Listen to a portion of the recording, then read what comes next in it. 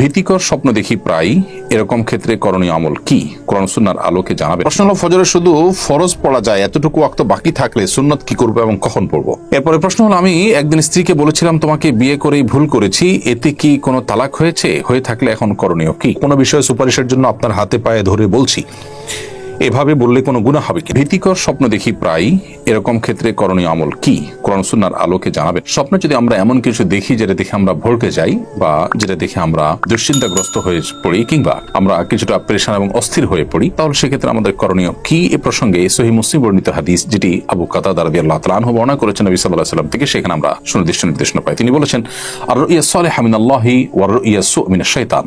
ভালো স্বপ্ন আল্লাহর তরফ থেকে হয়, আর খারাপ স্বপ্ন শয়তানের তরফ থেকে হয়ে থাকে। যে স্বপ্ন দেখার পর আপনার মধ্যে ভালো লাগা কাজ করবে, আপনার মধ্যে উৎফুল্ল ভাব আসবে, আপনি সুস্পষ্ট কোনো ইঙ্গিত অনুভব করবেন, ভালো কোনো ইঙ্গিত অনুভব করবেন, সাধারণত সেটি আল্লাহর তরফ থেকে হয়ে দেখানো হয়েছে বা আল্লাহ দেখিয়েছেন, সেরকম সুধারণা করা যায় বা সেরকম আলামত এখান থেকে বোঝা যায়। আর যে স্বপ্ন দেখার পর আপনার অস্বস্তি কাজ করে, ভীতি কাজ করে, ভড়কে যান, এগুলো সাধারণত শয়তান দেখায় মানুষকে। তো নবী সাল্লাল্লাহু আলাইহি ওয়াসাল্লাম সম্পর্কে বলেছেন, ফামান রুইয়া ফাকারিহা মিনহা শাইআ। যদি কেউ এমন কোন স্বপ্ন দেখে যেটা আসলে তার কাছে ভালো লাগেনি, অর্থাৎ যেখান থেকে সে ভালো কোনো ইঙ্গিত পাচ্ছে না, এরকম কোন স্বপ্ন যদি সে দেখে, তাহলে কি করবে? নবী সাল্লাল্লাহু আলাইহি ওয়াসাল্লাম বলেছেন যে ফালিয়ানফুস আন ইয়াসারিহি, তাহলে সে বাম দিকে 3 বার বাম দিকে যেন প্রতীকী থুতু ফেলে। যেখানে শুয়ের আগায় যে পরিমাণ পানি থাকে, সেরকম থুতুর কণা নির্গত হবে।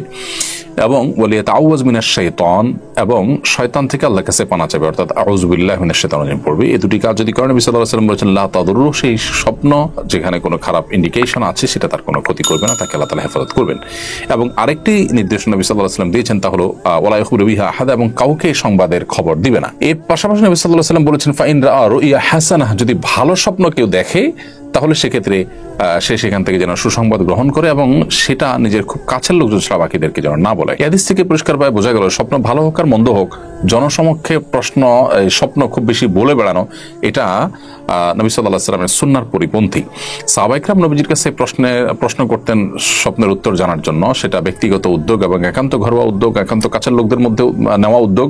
আর এর বাইরে কোরআন এবং সুন্নাহতে যে সমস্ত স্বপ্নের কথা আল্লাহ তাআলা উল্লেখ করেছেন, সেটা আমাদের শিক্ষা গ্রহণ করবার জন্য। এছাড়া মানুষের নিজের দেখা স্বপ্নকে পাবলিক প্লেসে বলে বেড়ানো, এটা বিশেষ করে আপনার ভালো হোক মন্দ হোক, এই স্বপ্নগুলোকে সবার কাছে বলে বেড়ানো, এটা এই হাদিসের আলোকে বোঝা যায় যে সুন্নাহর পরিপন্থী। অথবা আপনি যদি কোনো স্বপ্ন দেখার পর ভড়কে যান, বাম দিকে 3 বার প্রতীকী থুতু ফেলবেন, আউযু বিল্লাহি মিনাশ শাইতানির রাজিম পড়বেন। কোনো বর্ণনায় 2 রাকাত নামাজ পড়ার কথা বলা আছে, যদি সম্ভব হয় 2 রাকাত নামাজ পড়বেন, এবং পার্শ্ব পরিবর্তন করার কথাও বলা আছে। অতএব এই কাজগুলো আমরা করতে পারি। পাশাপাশি যে স্বপ্ন দেখার পর শুধুই অস্থিরতা কাজ করে, বেশিরভাগ ক্ষেত্রে এই স্বপ্ন মিনিংফুল কোনো স্বপ্ন না, শয়তান দেখায় থাকে, এটা ইগনোর করা এবং বাম দিকে প্রতীকী থুতু নিক্ষেপ করার মাধ্যমে আমরা এটা থেকে নিষ্কৃতি পেতে পারি ইনশাআল্লাহ তাআলা। প্রশ্ন হলো, ফজরে শুধু ফরজ পড়া যায়, এতটুকু ওয়াক্ত বাকি থাকলে সুন্নত কি করবো এবং কখন পড়বো? ফজরের যদি এত অল্প সময় থাকে যে শুধু ফরজ পড়া যাবে, সুন্নত পড়তে গেলে সূর্য উঠে যাবে বা নিষিদ্ধ সময়ের মধ্যে আপনি প্রবেশ করে যাবেন, তাহলে আপনি এরকম পরিস্থিতিতে দ্রুততার সাথে অনতি বিলম্বে ফরজটুকু পড়ে ফেলবেন।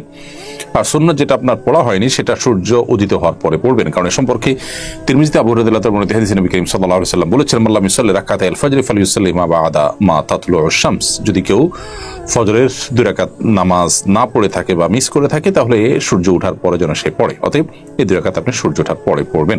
এরপরে প্রশ্ন হলো, আমি একদিন স্ত্রীকে বলেছিলাম তোমাকে বিয়ে করেই ভুল করেছি, এতে কি কোনো তালাক হয়েছে? হয়ে থাকলে এখন করণীয় কি? স্ত্রীকে যদি কেউ বলেন যে তোমাকে বিয়ে করে ভুল করেছি, তাহলে সেটা তালাক হিসেবে বিবেচিত হবে না, এটা কোনো প্রকার তালাকের মধ্যে পড়বে না।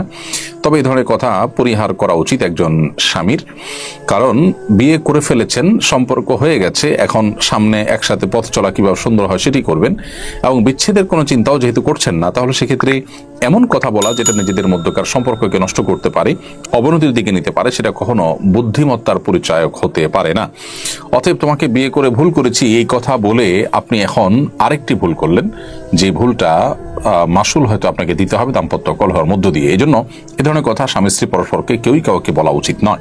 কোনো বিষয়ে সুপারিশের জন্য আপনার হাতে পায়ে ধরে বলছি, এভাবে বললে কোনো গুনাহ হবে কিনা? উত্তর হলো, কাউকে যদি হাতে পায়ে ধরে বলছি এরকম বলা হয়, এর ফলে কোনো গুনাহ হবে না, কারণ এটা আসলে কোনো শিরকের অন্তর্ভুক্ত নয়।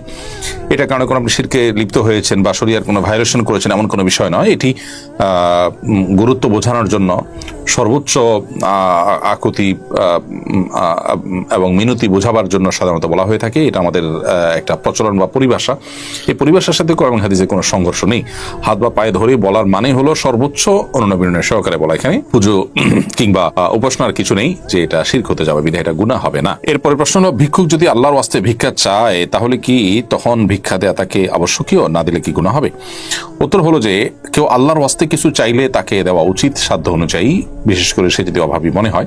হাদিসে এই মর্মে আমাদেরকে উৎসাহ দেওয়া হয়েছে কেউ আল্লাহর জন্য বা আল্লাহর শপথ করে বা আল্লাহর দোহাই দিয়ে কিছু চাইলে তাকে যেন দেওয়া হয়। নবী সাল্লাল্লাহু আলাইহি ওয়াসাল্লাম সেরকম হাদিস রয়েছে। অতএব এরকম কেউ যদি চায় আল্লাহর দোহাই দিয়ে আপনার কাছে, তাহলে তাকে দেওয়া উচিত যদি সাধ্যে থাকে। যদিও এই উচিতের মানে এই নয় যে এটা ফরজ ওয়াজিব, মুস্তাহাব পর্যায়ের, এটা দেওয়া উত্তম। যদি আপনি অ্যাভয়েড করতে চান সেটি আপনার জন্য হারাম বা নিষিদ্ধ হবে না। তবে সামর্থ্য থাকলে এবং লোকটা উপযুক্ত হলে, সে যেহেতু আল্লাহর ওয়াস্তে চেয়েছে, সে যেহেতু আল্লাহর দোহাই দিয়ে চেয়েছে, সেজন্য তাকে দেওয়াটা উত্তম। কিন্তু যদি সে প্রফেশনাল ভিক্ষুক হয়, কিন্তু সে যদি অভাবী নয়, প্রকৃতপক্ষে এটা তার পেশা, এরকমটা আপনি প্রবল ধারণা করেন, তাহলে সেক্ষেত্রে তাকে আপনার বরং না দেওয়া উচিত। কারণ পেশাদার ভিক্ষুকদেরকে ভিক্ষা বা তাদেরকে সাহায্য না করার ব্যাপারে ফুকাহা একরাম পরামর্শ দিয়েছেন, কারণ তার জন্য সাহায্য চাওয়া জায়েজ নয়। আপনি তাকে ভিক্ষা দিয়ে মূলত তার সেই পেশায় তাকে টিকিয়ে রাখছেন এবং তাকে উৎসাহ দিচ্ছেন একরকম, এই জন্য সেটা কিন্তু জায়েজ নয়।